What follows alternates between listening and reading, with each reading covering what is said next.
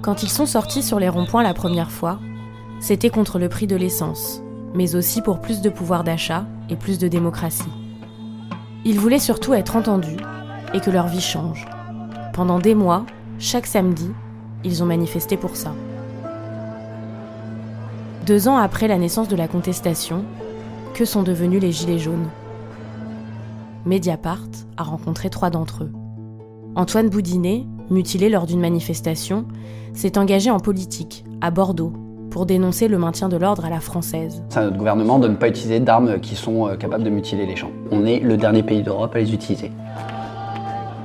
Richard, lui, continue la lutte de terrain sur un rond-point de Montpellier et croit encore à la possibilité d'une révolution. C'est la rage qui me vient plus que la colère. C'est-à-dire que c'était évident qu'ils se foutaient de notre gueule, c'était évident. Anne garde des amis, des souvenirs de son combat à Nancy, mais s'est éloignée d'un mouvement devenu trop violent. Je me suis rendu compte que ça me faisait du bien de m'éloigner. À un moment, j'ai pris la priorité de me recentrer sur ma vie, quoi. Le parcours de chacun d'entre eux donne à voir une des multiples facettes de ce qu'est devenu le mouvement des Gilets jaunes.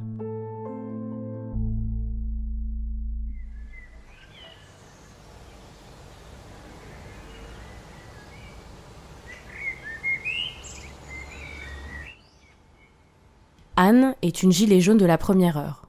La fierté de cette fonctionnaire de 45 ans, en charge du social dans une mairie et mère célibataire, c'est le collectif de femmes gilets jaunes qu'elle a fondé au début du mouvement. Alors c'est le premier rassemblement des Amas jaunes. Donc c'était le 20 janvier 2019. Ça faisait que 2 mois que le mouvement des Gilets jaunes était apparu. Et il y avait eu quand même des accidents graves, des personnes déjà décédées dans les ronds-points. C'est de là qu'est venue l'idée de faire un rassemblement femmes, mais ouvert quand même aux hommes, et déclaré. Sur le rond-point, on s'est rendu compte que c'était majoritairement au départ des femmes qui étaient là. Des femmes avec enfants, seules avec enfants, des femmes qui ont un travail mais précaire. Vous voyez, il y a des hommes qui sont... Mais on avait décidé de leur dire de rester un petit peu à l'écart, de se mettre sur le côté, que c'était priorité aux femmes. Il y a un côté, nous aussi on existe et nous aussi on s'est mis dans le mouvement parce qu'on a des difficultés quotidiennes. C'était tout récent, on ne se connaissait pas. Aujourd'hui, je regarde la photo, je dis je la connais, on se connaît quasiment tous. Je peux donner les noms, prénoms de chacune des personnes qui étaient là. Ouais. C'était un beau moment, avec de belles personnes. J'ai même encore ce beau t-shirt qu'on avait fait au départ du mouvement des Amas jaunes. Et vous voyez, c'est 2018-2019. On ne pensait pas qu'en 2019, en 2020, on serait encore à nous battre encore pour faire avancer les choses. Donc, c'est parlant parce que 2018-2019, pour nous, c'était en un an de temps, ça serait fait, quoi. On aurait eu des avancées, puis non. Si je vois ma situation, ça n'est vulgaire. Ce qu'on parlait, c'est les loyers, c'est toujours aussi élevé. Là, avec la crise, l'alimentation, mais c'est ahurissant, quoi. On va en course avec une boule au ventre. Enfin, moi, je sais que je vais en course avec une boule au ventre en me disant, quand je passe à la caisse, pour combien je vais en avoir. J'en serais même à venir à me dire, est-ce qu'on se bat pas dans le vide ? Parce que j'ai l'impression que rien ne me bouge.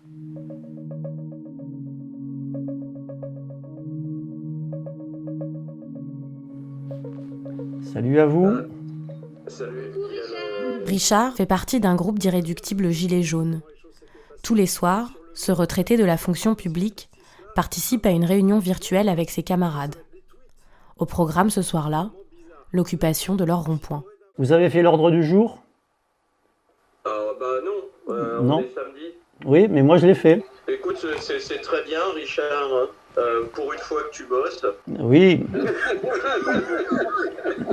Ce qui est sûr, c'est qu'il faut qu'on ait la banderole liberté, égalité, fraternité, répression.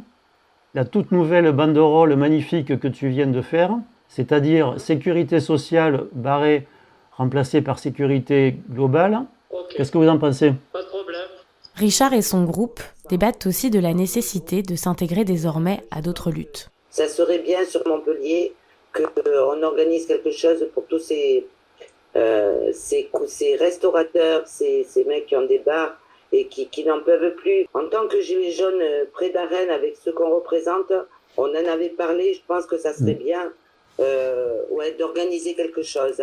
Organiser une manifestation pour soutenir les commerçants, dès l'instant que j'ai l'impression qu'ils n'attendent pas après le soutien des Gilets jaunes, quoi. On a l'exemple avec les enseignants, on a l'exemple avec les hôpitaux, on a l'exemple avec les avocats. C'est-à-dire que le lien, il a été difficile à faire avec ceux-là. Il a fallu, en fait, pour gagner ce lien, progressivement, aller en soutien de leur propre lutte. Pour Richard, ce qui leur reste, c'est la déception de ne pas avoir été entendus. Ça a été unanime, quoi. Bon, ils ont compris tout de suite, les Gilets jaunes, qu'on se foutait de leur gueule. À aucun moment, sur notre rond-point, il n'y en a pas eu un pour dire « Ah oui, mais peut-être que ça apportera quelque chose. » quoi. Non, c'était évident qu'ils se foutaient de notre gueule, c'était évident.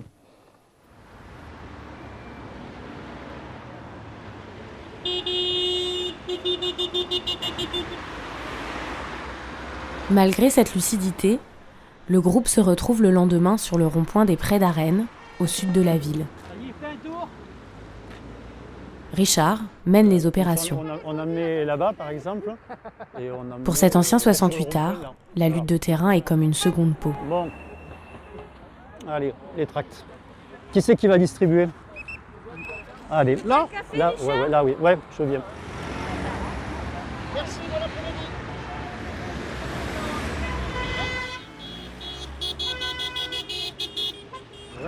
Le rêve, c'est de changer de système. C'est de virer Macron. C'est réellement de changer le système. Et je crois que là, on est vraiment unitaire à ce niveau. Voilà. Non, nous, on en est arrivé à un point où le système, honnêtement, c'est plus possible. On ne peut plus avancer comme ça. Alors maintenant, on travaille dans l'ombre, voilà, il faut le savoir, même si on ne fait pas autant de bruit qu'on pourrait le faire. Les Gilets jaunes ne sont pas morts, c'est pas vrai.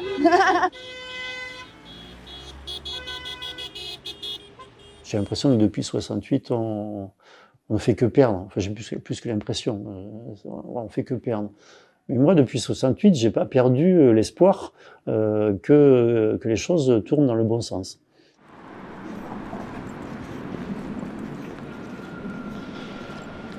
Antoine Boudinet, 28 ans, a eu la main arrachée par une grenade de désencerclement pendant une manifestation des Gilets jaunes. C'était le 8 décembre 2018 sur la place Péberlan. Et en gros, le feu de barricade était là à peu près. Et donc voilà, il y avait les CRS qui étaient de ce côté-là. En fait, c'est au moment même où j'arrive que la grenade roule à mes pieds, que je la ramasse, j'ai même pas le temps de réfléchir en fait. C'est que le moment où je retombe vers les manifestants en me tenant le bras, en sentant que j'ai sur un choc, mais sans avoir vu l'étendue des dégâts, que je vois la tronche des autres manifestants et que je vois surtout la peur, l'horreur qu'ils ont sur les yeux. Et c'est là que je baisse les yeux, que je vois mon bras ensanglanté, avec les os qui dépassaient, et le squelette de la main qui pendait mollement, quoi. Et donc c'est le moment sur la vidéo qui a fait le buzz, où on me voit hurler à la mort, à m'en casser les poumons, quoi. Et c'est même pas un cri de douleur, parce que sur le moment, je ressentais aucune douleur. C'était vraiment un cri d'épouvante, quoi, un cri d'horreur.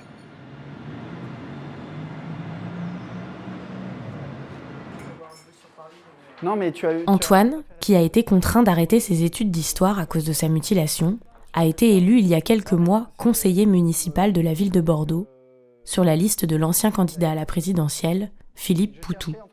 Et voilà, c'est notre acte pour la campagne.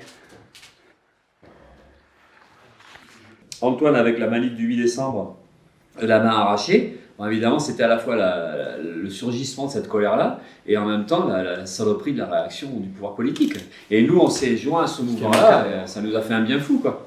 L'objectif du nouvel élu, dénoncer l'utilisation de grenades et de LBD par la police en manifestation. Et peut-être qu'effectivement, c'est à notre gouvernement de ne pas utiliser d'armes qui sont capables de mutiler les gens. En sachant toujours, encore, et je le répète à chaque fois, qu'on est le dernier pays d'Europe à les utiliser. Ce soir-là, Antoine siégera au conseil municipal. L'équipe se met d'accord sur les votes à adopter. On n'avait pas déjà voté contre ça ? On n'est pas pour parce que c'est forcément insuffisant, mais le contre c'est délicat aussi parce qu'il y a l'aide aux salariés handicapés, toi tu as plein de trucs qui... le contre c'est compliqué. 309 abstentions. La 17, on est contre par contre. 16, abstention. Intervention de Antoine. Ouais. Là où j'ai fait très attention, c'est de ne pas me réclamer comme leader de Gilets jaunes, représentant des Gilets jaunes à la mairie. Non, je leur ai dit dès le départ, moi je me considère comme un Gilet jaune dans une liste pour la mairie. Et donc maintenant, je suis un Gilet jaune à la mairie. Je suis juste une personne en colère de plus, quoi. Voilà.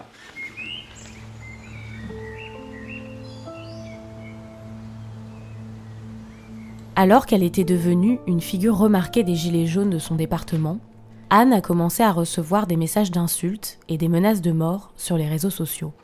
C'est un message qui était envoyé à plein de personnes en privé, sur des petits groupes d'ultra jaunes ou je sais pas quoi, et c'était marqué info ultra grave à faire suivre. Donc c'était bien dans l'intention qu'il y ait maximum de personnes qui aient connaissance. Alors on met Anne avec mon nom de famille, est une énorme pute à flic. L'information que j'attendais vient de remonter. Elle regarde les vidéos avec les flics et balance tout ce qu'elle peut en manif et en contact permanent avec les poulets. Mes sources sont sûres. Enfin voilà, tout ce qui est dit, c'est du n'importe quoi. C'est jamais été le cas. Je peux comprendre la violence et la colère de certains, comme j'ai dit tout à l'heure, par rapport à des blessures. Quand on a une blessure à vie, qu'on est éborgné, qu'on soit en colère, et ça, je peux le comprendre. Mais la violence et l'acharnement interne, je ne peux pas le comprendre. Je me suis un petit peu éloignée, puis je me suis rendu compte qu'au fur et à mesure du temps, ça me faisait du bien de m'éloigner. Puis à un moment, j'ai pris la priorité de me recentrer sur ma vie, quoi. Mon travail, ma famille, enfin voilà. Et donc j'ai arrêté, mais j'ai bien précisé que j'ai arrêté le mouvement des Gilets jaunes, mais les amas jaunes me tenaient toujours à cœur, quoi. Donc je restais Gilets jaunes au fond du cœur quand même. Allez-y, rentrez. Salut. Ça va? D'ailleurs, cet après-midi-là, Anne organise chez elle une réunion avec les amas jaunes. C'est la première depuis le déconfinement. J'en ai quelques-uns, moi, encore dans le garage. Elles se réunissent dans l'espoir de reprendre leurs activités, même en temps de Covid. J'ai une date, moi, qui me vient en tête, c'est quand même pour les amas jaunes, c'est le 20 janvier. Notre premier rassemblement a eu lieu le 20 janvier à Nancy, place Simone Veil. Je pense que tout le monde... Et je me dis, on a fait les 2 ans des Gilets jaunes, il y a eu des différentes actions qui ont été faites. Est-ce qu'on ne pourrait pas prévoir, au niveau des amas jaunes, fêter ces 2 ans dignement? Sur Nancy, tu as quand même des femmes qui se bougent énormément dans le milieu associatif et tout ça, les récompenser, tu vois, les Amas Jaunes Awards. Enfin voilà, tu vois, des idées comme ça, rester ouvert sur les autres, pas fermé sur Amas Jaunes. Ouais, ça fait du bien de se retrouver, Ouais, ça a manqué. Ah oui, ça m'a manqué. Ouais. Oh là là, je regarde, puis je vois une voiture arriver, une belle voiture noire comme ça qui se gare juste à côté de moi. Puis on avait donné 1 heure pour aller décharger les camions avec les pneus. J'ouvre ma fenêtre, puis je dis bon c'est bon, on y va quoi. Je dis éteignez vos phares, vos veilleuses parce que vous aurez plus de batterie. C'était la BAC. D'un seul coup je les vois qui me regardent, les 4 bonhommes, ils étaient habillés tout en noir. Je suis contente que certains aient encore cette force de résister, de poursuivre. Après, certains n'ont pas eu aussi, comme moi, les menaces, qui ont été mis moins. Certains, n'ont pas eu ça. Moi, c'est comme je l'ai dit tout à l'heure, c'est ça qui m'a fait arrêter. Enfin, moi, j'ai toujours autant la haine qu'il y a 2 ans, sauf que effectivement, alors moi, j'ai pas manifesté depuis le 17 novembre l'année dernière parce que ça a été franchement cauchemardesque. Mais après, c'est dans les actions, je trouve que ça a évolué. Enfin, moi, je sais que je m'incruste dans les meetings politiques, je m'incruste partout où je peux, et je continue à passer le message, on va dire, d'une certaine façon. Mais de toute façon, le combat, il continue tout le temps. Ou dans une forme, ou dans une autre. C'est la colère toujours là. Moi, je parle parce que j'ai un recul. Là, toi, mais moi, je suis aussi gilet jaune. C'est ce que je dis. Sinon, je ne ferais pas un truc des amas jaunes aujourd'hui. Ça montre que je suis toujours gilet jaune. J'ai changé, comme Céline, j'ai plus la même vision. Puis on sent plus la conviction pareille. C'est plus comme au départ.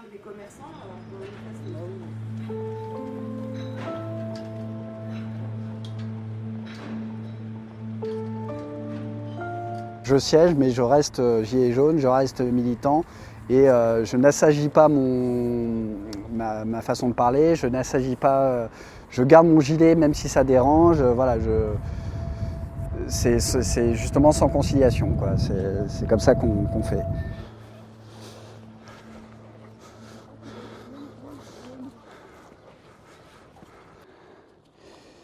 Alors, elle est où cette carte de la mairie? Voilà.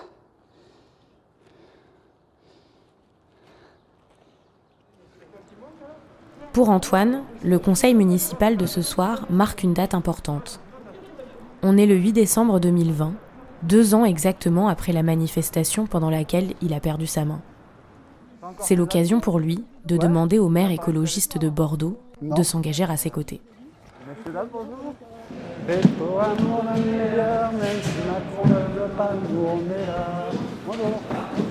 Du coup, c'est le conseil effectivement qui se passe pendant les 2 ans, donc la date anniversaire de ma main arrachée. Et donc, du coup, c'est aussi le conseil où on va demander à Pierre Urmic de se positionner sur les armes sublétales, les LBD 40, grenades explosives. Et voilà, on va demander ce moratoire et puis on verra bien quelle sera la réponse d'Urmic. Je vous remercie. Je m'en félicite. Vous faisiez allusion aux tenues exemplaires exigées. Après plus de 6 heures de débat, c'est l'heure des questions. Antoine peut enfin poser la sienne. Samedi 8 décembre 2018, place Péberlan. Alors que je participais pacifiquement à une manifestation dite Gilets jaunes, j'ai eu la main arrachée par une GF4. La grenade lacrymogène instantanée GF4 est une grenade assourdissante et à effet de souffle contenant une charge explosive constituée de 26 grammes de TNT ainsi que de 4 grammes d'exocire. Que l'on soit d'accord ou non avec les multiples revendications portées par le mouvement de Gilets jaunes, il est inadmissible que des manifestants pacifiques ou non soient mutilés sur la place Péberlan. Il est inadmissible que leur vie soit mise en danger parce qu'ils, elles, exercent leur droit de s'opposer à une politique qui les précarise et les méprise. Serait-il dès lors envisageable que le maire de Bordeaux s'engage à exiger du gouvernement un moratoire sur l'utilisation et la commercialisation d'armes de 4e catégorie et d'interdire leur utilisation par la police ou la gendarmerie contre des attroupements ou des manifestations? Pourrait-il, même de manière symbolique, décréter lui-même un moratoire et une interdiction en ce sens sur l'ensemble de la commune? Le maire de Bordeaux lui répond et botte en touche. Il n'est pas constitutionnellement dans le rôle d'un maire, on peut peut-être s'en désoler, même en vertu du principe de subsidiarité que vous évoquez, de pouvoir imposer à un État, quel qu'il soit, les modalités d'armement de sa police nationale. Donc vous me trouvez particulièrement, juridiquement, totalement incapable de prendre les positions que vous demandez au maire de Bordeaux de prendre aujourd'hui, si ce n'est faire du spectacle. Parce que je voulais juste te dire que c'était très fort ce que tu as dit. Je m'attendais à la réponse, mais d'autres maires l'ont fait. Ils ont pris position, ils se sont fait retoquer après, mais symboliquement, ça aurait été fort. Je suis quand même déçu. Monsieur Urmic a décidé de ne pas le faire. Donc oui, je suis déçu. Maintenant, étonné, non, pas vraiment.